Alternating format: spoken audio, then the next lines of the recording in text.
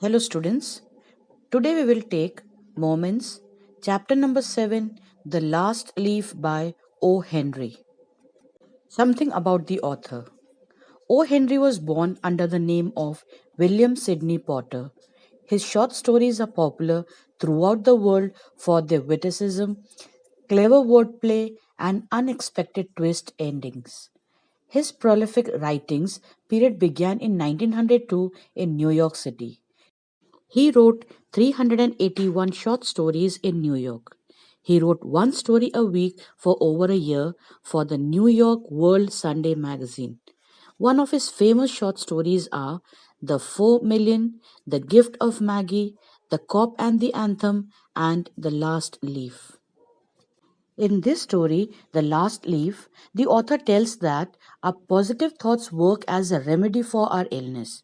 On the contrary, our negative thoughts make us depressed and dejected, which make our illness more serious. So, the story is about two friends named Johnsy and Sue. Johnsy and Sue were two young artists and they shared a small room on the third floor of an old house.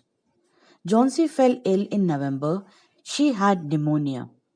Sue was worried. She sent for the doctor. But the doctor told Sue that Johnsy had lost the will to live. Medicines will not help her if it goes on. Sue tried her best to make Johnsy to take interest in things around her.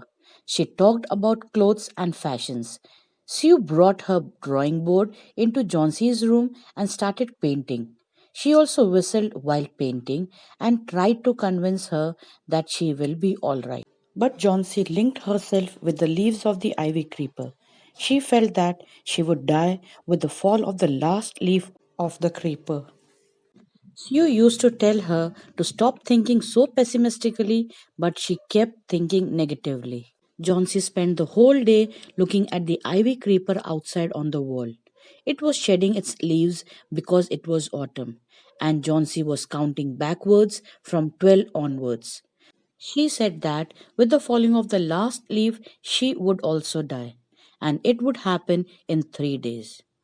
Sue called it nonsense and told her that she would be all right soon. At last, Sue rushed down to Behrman, who lived on the ground floor. He was a 60-year-old painter, and his lifelong dream was to paint a masterpiece, but that had remained a dream. Sue told him about Johnson's strange behavior. Both he and Sue went to Johnson's room. Johnson was sleeping at that time. So they just saw that the ivy creeper had only one leaf left on it. It seemed that the last leaf would fall any time. When Johnsy awoke, she tried to find out from the window whether the last leaf had fallen or not. She asked you to look at it. It was green and healthy. Johnsy looked at the leaf every hour, but it didn't fall even in the stormy evening. This revived a will to live in Johnsy. Johnsy accused herself. She called Sue and admitted before her that she had been a bad girl. She told Sue that she was very wicked and now she feels that it was a sin to want to die. She then asked her for a mirror. She had lots of hot soup also. Next morning, Sue told about Behman. He was ill for only 2 days, and the guard found him on his bed. His clothes and shoes were wet. He was shivering in the stormy night. He had painted the last leaf on the wall in that stormy night. He had caught pneumonia and died. Sue asked her if she hadn't wondered why the leaf had not fluttered. She told her that the last leaf was Behmen's masterpiece. He painted it the night the last leaf fell. Thus, this masterpiece saved Johnsy's life.